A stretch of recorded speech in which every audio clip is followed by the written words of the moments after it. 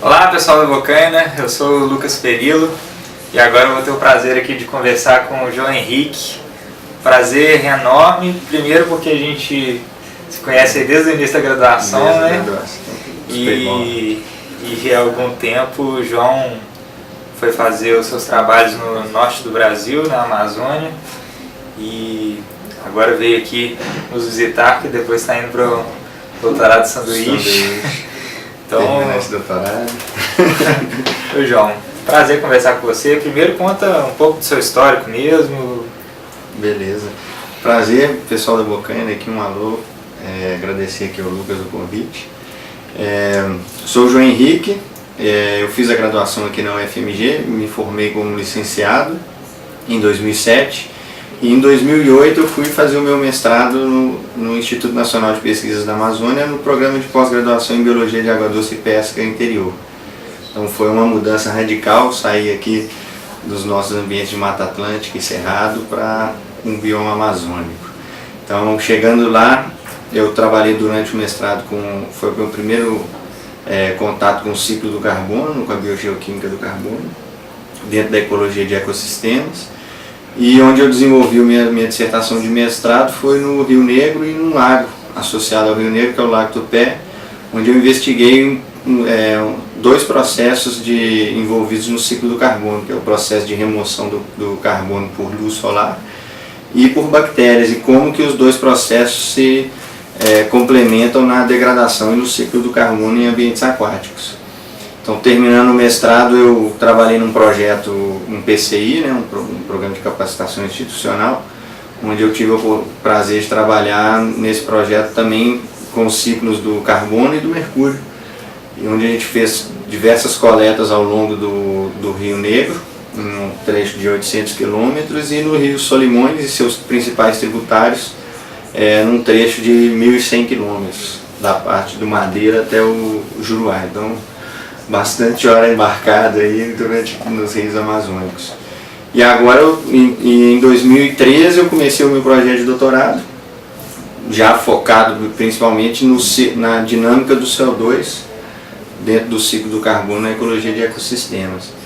Então, nós escrevemos uma proposta, um projeto do CNPq, um edital do LBA, onde a gente trabalha com o impacto das mudanças climáticas sobre o ciclo natural do carbono na Amazônia. Então, onde eu venho desenvolvendo o meu doutorado no âmbito desse projeto grande. Bom, bacana demais, a gente sabe da importância da água doce, né, que tem no norte do país, nesse bioma gigantesco que é a Amazônia. Mas você falou aí um pouco sobre ciclo do carbono, mas qual que é a importância biológica mesmo do estudo desse ciclo? Quais são os resultados básicos aí que vocês têm encontrado? Conta um pouco para a gente.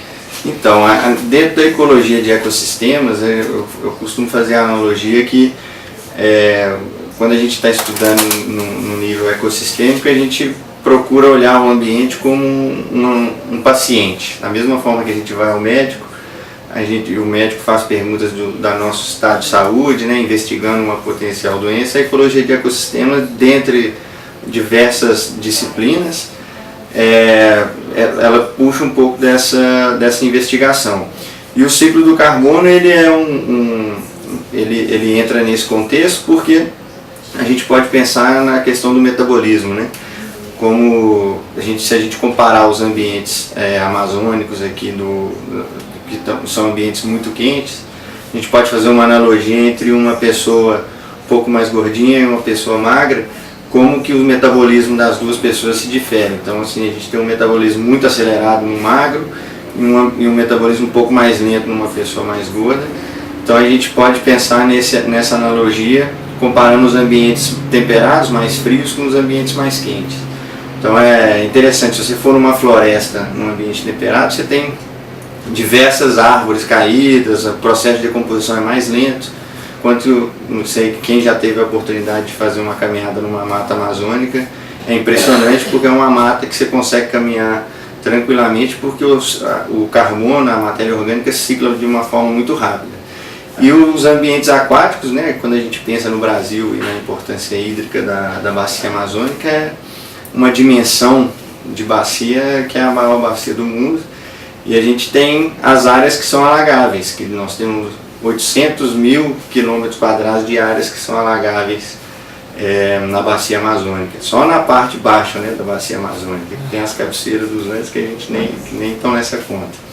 Mas o ciclo do carbono, então, ele é um termômetro da saúde desse ecossistema, e ele é ele é usado também, dada a magnitude da Amazônia, a gente pode imaginar que as emissões naturais da Amazônia e o papel que vem sido demonstrado da importância da floresta no ciclo da água também, é uma região que tem uma importância global também, porque ela altera tanto o nível de circulação de água no nosso país, como na ciclagem do carbono de uma forma global. Só para ter uma ideia, a gente tem uma estimativa de 4, são 1 elevado vezes 10 a 16 toneladas de carbono que são emitidas aí, por esses ambientes naturalmente. Então, assim, o papel desses ambientes aquáticos no sistema é enorme. Então, você tem essa ciclagem do carbono como um ponto importantíssimo para a gente entender o papel desse bioma no contexto global do carbono. Para dar um exemplo disso, assim, desses 800 mil quilômetros de áreas alagáveis, tem a estimativa mais recente global de emissões de ambientes naturais, de rios, no mundo, são na ordem de 2,5 teragramas, que é 2 vezes 10 a 16 toneladas de carbono. A Amazônia sozinha ela corresponde à metade dessas emissões naturais. Então, diante desse contexto de mudanças climáticas, né, a gente tem que saber muito bem como que se comportam os ambientes naturais, como que eles contribuem para essas emissões globais, e como que esses ambientes vão ser sensíveis às mudanças climáticas que já estão ocorrendo. Então, é interessante a gente pensar e observar que nos últimos 10 anos a Amazônia sofreu, nós temos registros de 2 grandes secas e 2 grandes inundações que foram recordes dentro do período de 100 anos de medidas hidrológicas que nós temos. Então, recentemente nós estamos tendo uma intensificação desses eventos extremos, tanto de secas quanto de inundações. Então, entender como que esse sistema responde a essas mudanças climáticas é importante para a gente poder mitigar essas ações e planejar todo o desenvolvimento e planejamento econômico que é crescente na região, né? Não, massa demais. É mais tradicional, assim, estudos com carbono na atmosfera, né? E agora em corpos d'água, acho que é uma coisa que merece atenção, né? Pelos dados que você mostrou aí, mas não é tão simples assim para acessar esses dados, né? Então, como é que é essa metodologia? Como é que vocês chegam a analisar esse ciclo do carbono associado aos rios, aos lagos? Exatamente. Acho que a gente, quando pensa no ciclo do carbono, né, a gente tem que ter essa ideia de que o carbono é um elemento que ele transita entre vários compartimentos. Então, do compartimento atmosférico, ele pode ser fixado em biomassa de árvore ou de plantas, e quando por caimento de folhas ou morte dessas plantas, isso pode ser lixiviado a um ambiente aquático, que eu costumo dizer que é uma outra dimensão, né? Que quando a gente olha um rio ou um lago, a gente vê a superfície da água, mas aquilo tem uma terceira dimensão enorme, é como se fosse uma outra floresta ali de baixo. Então você tem uma diversidade grande de organismos e processos que são muito eficientes em ciclar o carbono, transformar ele de uma matéria orgânica para um gás. E ali esses ambientes aquáticos eles são fontes de gases de efeito estufa, naturalmente, porque tem processo de decomposição acontecendo nos ambientes aquáticos. E as metodologias elas são desafiadoras, cada vez mais agora se desenvolveram muitas tecnologias que têm facilitado bastante os estudos e aumentado enormemente as estimativas de um papel do bioma amazônico como fonte ou sumidor na investigação de fonte do papel dele como fonte ou sumidouro para a atmosfera. Então, basicamente a gente trabalha em campo com aparelhos que medem as concentrações dos gases, né, de CO2 e metano. A gente desenvolve algumas câmeras estáticas que a gente coloca elas sobre a superfície do lago e a gente avalia, o aparelho mede a cada segundo, até já tem medidas dessa ordem, as concentrações dos gases. Então é possível a gente estabelecer o fluxo do ambiente aquático para a atmosfera, observando um incremento de concentração dentro dessas câmeras que a gente constrói. E esse aparelho, por ele medir a concentração dos gases, a gente pode desenvolver aparatos para medir as concentrações que estão dissolvidas.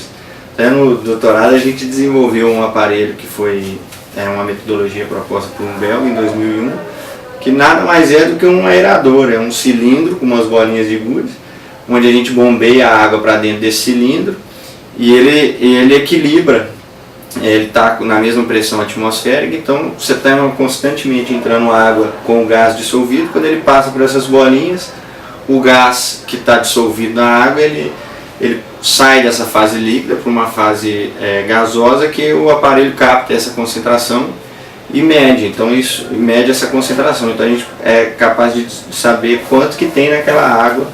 Então isso ampliou bastante a resolução e o potencial de realização de medidas em ambientes diversos. A Amazônia é um complexo de lagos, rios, canais secundários, fora os ambientes que são alagados normalmente ao longo do ciclo hidrológico. Então você tem áreas enormes de floresta que sofrem alagamento. Muita água, né? Pois é, muita água mesmo, viu, Pereira? É uma bacia enorme. E o que eu acho mais interessante na bacia é justamente essa heterogeneidade, né? Que a diversidade que nós temos lá é o que traz a eficiência dessa ciclagem do carbono e dos nutrientes, e faz com que seja uma região muito rica e com um estoque pesqueiro invejável, né? As populações amazônicas, elas vivem basicamente de peixe. Então você tem macrófitas aquáticas, florestas que são alagáveis, enormes áreas de floresta, que são difíceis de se acessar, e as metodologias antigas não permitiam uma amostragem e a participação desses hábitats nas emissões regionais. Então o nosso doutorado tem avançado nesse sentido. A gente tem, com essas novas tecnologias, nós estamos sendo capazes de uma forma rápida, e amostrar grandes áreas, e principalmente essas áreas que são tradicionalmente subamostradas, como as florestas alagadas e as macrófitas. Então é muito trabalho ainda para ser desenvolvido. Massa demais, boa sorte aí nos seus projetos. Muito obrigado, Lucas. E assim, só deixando bem claro que a Amazônia, o ciclo do carbono, ele tem componentes no ciclo que são as componentes de sequestro, e essas ainda precisam se desenvolver tecnologias para estimarmos quanto que se sequestra mesmo desse carbono, que é mais fácil medir a saída do que a incorporação, mas isso ainda são cenas de próximos capítulos, né? Legal demais, e é uma linha de pesquisa atual, né, que precisa de incentivo aí para gerar resultados aí para esse cenário de mudanças climáticas e tudo mais, né? E aí, você procurou também uma experiência no exterior, né? Através do doutorado sanduíche, através de parceria com outras instituições, já está indo para o seu segundo investida aí fora do país, né? Dentro do doutorado. Então conta um pouco da importância mesmo dessa experiência com profissionais de outras instituições, como que isso contribui mesmo para a melhora da produção do conhecimento científico. Isso é uma componente muito interessante, que eu fui agraciado com essas oportunidades de desenvolver trabalhos com instituições fora do país, e foi uma troca muito interessante que eu tive uma experiência na Universidade de Liège, na Bélgica, com o professor Alberto Borges, que ele trabalha em ambientes aquáticos na bacia do Congo, né, o segundo maior bacia do mundo. Então os mesmos problemas, as mesmas dificuldades, ele já, que eu me deparei no meu doutorado, ele já se deparou no passado. Então ele foi uma troca muito interessante, um aprendizado enorme, e essa experiência em outra instituição foi esplêndida, porque além de encurtarem esses caminhos, né, de problemas que eu já tinha me deparado e que foram resolvidos com o pesquisador lá da Bélgica, o Alberto, também surgem criam-se um ambiente para novas discussões e colaborações futuras. Então, eu acho que o mais interessante dessa experiência toda foi ver que a gente trabalha em ambientes muito próximos, com metodologias próximas e que trazem resultados que são congruentes e conversam entre si e que vão fundamentar aí novas teorias e um avanço no conhecimento de uma forma mais integrada, que eu acho que hoje em dia não dá para você trabalhar sozinho. Então acho que hoje em dia com a tecnologia, com os avanços da comunicação, é mais fácil trabalhar em equipe. E agora eu vou para uma outra experiência agora, na semana que vem, para a Califórnia, com um pesquisador que já trabalha na Amazônia desde a década de 80. Então ele é um pesquisador que começou a trabalhar na Amazônia com o ciclo do carbono, porém com tecnologias bem rudimentares. Então ele já acompanhou a evolução dessas tecnologias e hoje desenvolve trabalhos já com as novas tecnologias e tem uma visão de campo de um ambiente que está em constante mudança. Então a área que eu trabalhei no meu doutorado, esse pesquisador já trabalhou há 30 anos atrás. Então ele pôde acompanhar um pouco da expansão de crescimento populacional, de mudança no uso da terra, que a gente vai poder usar os dados dele também de 30 anos atrás para contrapor com o que a gente viu nesse cenário mais recente. E principalmente nessa última década que na Amazônia tornou-se mais frequente esses eventos extremos de secas e grandes inundações. Então vamos fechar um bom contexto na questão do ciclo. E a experiência com ele vai ser sensacional, porque é uma pessoa que conhece o campo que a gente trabalhou muito bem. E essa troca, tanto o aprendizado que se tem com uma outra língua, é um aprendizado pessoal, um crescimento pessoal muito grande, e o amadurecimento que a gente tem ao se deparar com novas realidades em diferentes instituições de pesquisa é algo inexplicável. Assim, a gente realmente valoriza muito mais o que a gente tem aqui, as oportunidades que nós temos aqui no Brasil, e aprendemos muito. Então, assim, acho que muito bem vista essa troca de experiência e conviver numa outra instituição onde existem outras discussões e outras práticas metodológicas, só faz que o trabalho se engrandeça. Então, agradeço bastante essas oportunidades também. Legal demais. Realmente um prazer aí ter conversado com você. Deu certinho. Obrigado. Você chegou de uma viagem. De quantos meses você ficou lá? 8 meses. 8 meses, agora está indo embora de novo. Depois da entrevista aqui a gente vai fazer uma festa de despedida. Mais 4 meses aí. Isso vai mais rápido, mas quando você voltar aí, com certeza vão ter resultados novos. Sim, e boa sorte lá no seu doutorado. Obrigado, Lucas, aqui representando Bocaina, todo Bocaina, obrigado aí pela oportunidade desse bate-papo. E sucesso e prossigam com esse trabalho admirável que vocês têm levado aí. Massa demais, galera. Obrigadão, acompanha a gente lá no canal do YouTube, Bocaina Biologia da Conservação, que tem muito mais aí por vir. Show de bola. Valeu. Valeu, galera.